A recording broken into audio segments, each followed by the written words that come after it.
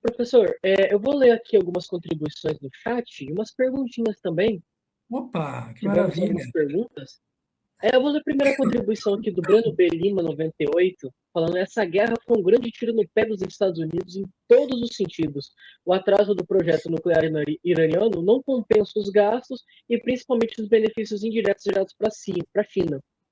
Ele comentou também que o conflito acabou colocando Taiwan em uma posição mais vulnerável, já que boa parte do seu abastecimento energético depende do Estreito de Hormuz, e que a China tem uma oportunidade de ouro que vão avançar sem gastar um único dólar em munição.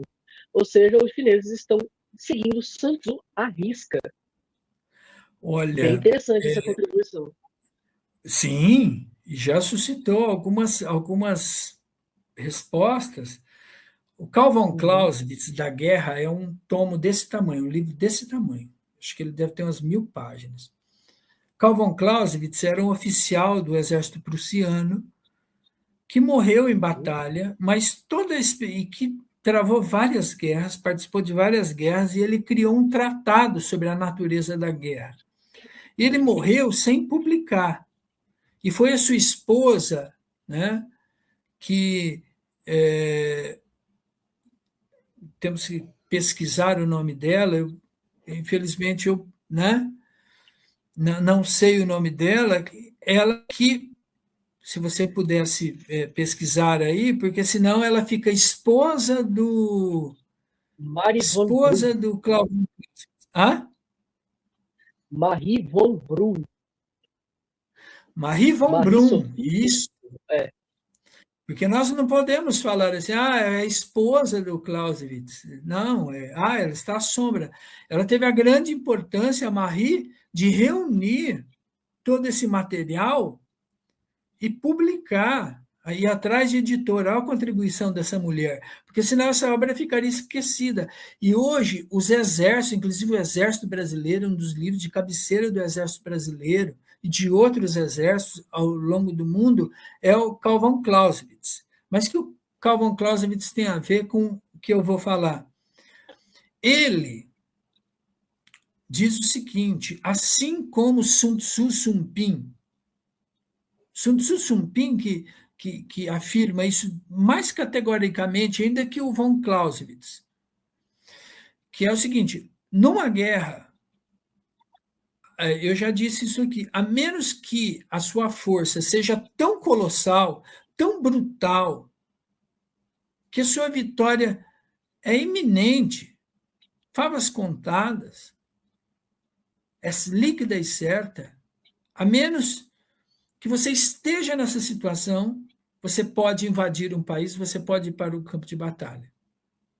Caso contrário, é melhor guardar os mísseis, é melhor guardar as tropas, porque o jogo é de 50%.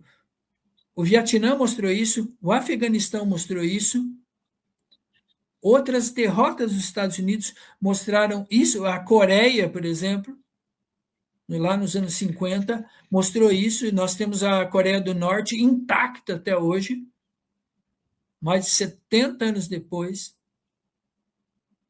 e ninguém consegue fazer nada, porque os caras lá agora têm um arsenal atômico, ogivas nucleares. Virou uma... Não. Agora, então, você vai... Já era sabido, há 20 anos atrás, eu vi um especialista sobre o Irã falando que não, assim, é muito difícil você derrotar o Irã, derrotar o regime, porque não se trata de uma sociedade de pessoas, não, é uma sociedade muito bem estruturada. Muito bem estruturada.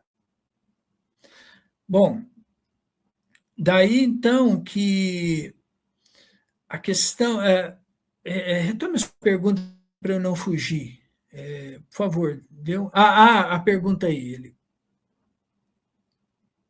Não, justamente, né? Na verdade, foi só um comentário, né? Mais um Sim, comentário, né? mas aí ele toca em Sobre como a outros China pontos. ganha sem fazer nada, né? tipo assim, colocou Taiwan em uma posição vulnerável, né? Justamente porque o abastecimento energético, né, de Taiwan depende de Hormuz, né? Então, coloca como uma lambança e também coloca que é só um atraso no programa nuclear iraniano que, na verdade, não compensou o gasto militar que foi investido, né, sobre essa guerra. Por exemplo, uma guerra. Eu me lembrei agora o que eu ia falar. Nós nos deparamos com o seguinte, diante desse princípio de Karl von Clausewitz e do Sun Tzu.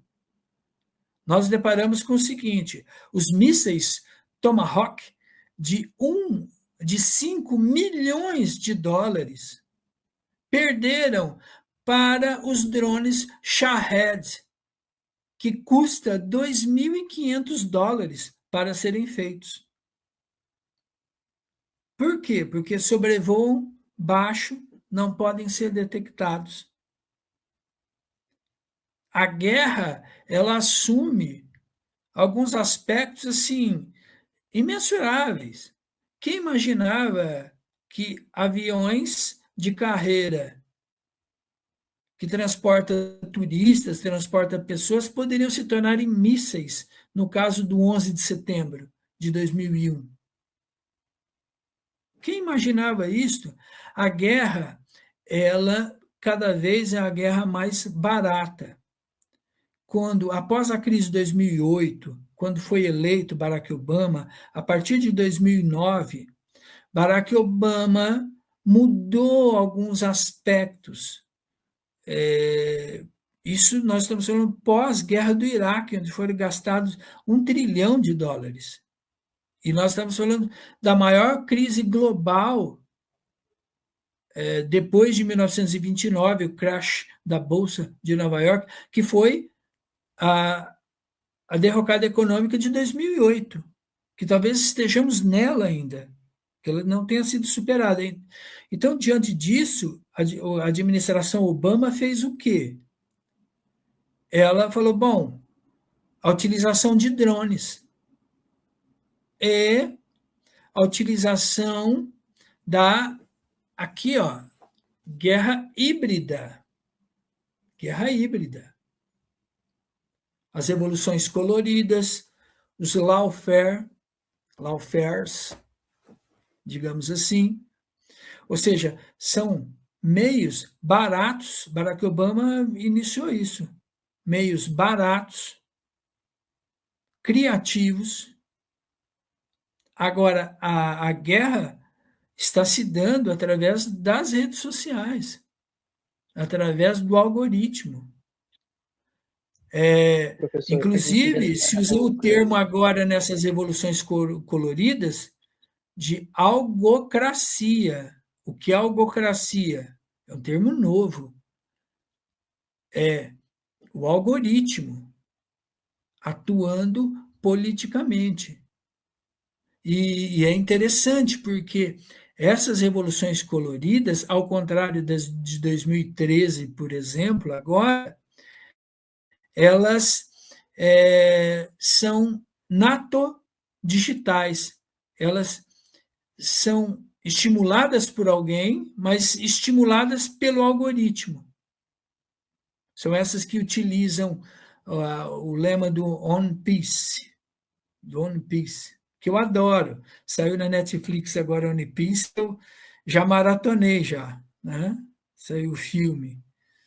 Agora eu vou para o desenho, né? Mas são mais de 1.000 episódios, né? Uma temporada. Muita coisa. Eu adoro One Piece. E pena que esse símbolo esteja sendo utilizado para fins muito pouco, né, nobres, digamos assim. Lá no México, por exemplo, o meu orientador do doutorado, que é meu amigo e que a gente se corresponde, falou assim, não tem guerra colorida, não tem nada, não tem guerra híbrida, isso daí. Imagine. E aí falou, não, o pessoal está se manifestando. Aí na Praça Zocalo do México tem uma foto de um dos manifestantes com a camisa com a suástica nazista. Aí eu mandei para ele. essa foto. Aí ele mandou um emoji com o olho assim, ó. Eu dei risada. Encontrei ele no início do ano, que eu fui lá em Florianópolis, eu falei, você viu, né? Você viu. Então, é a teoria da conspiração, até que aconteça. Na minha época de mestrado, os meus colegas Uhum. de programa de pós-graduação falavam assim, aqueles lá orientando a professora Suzele, do professor Hector Saint-Pierre,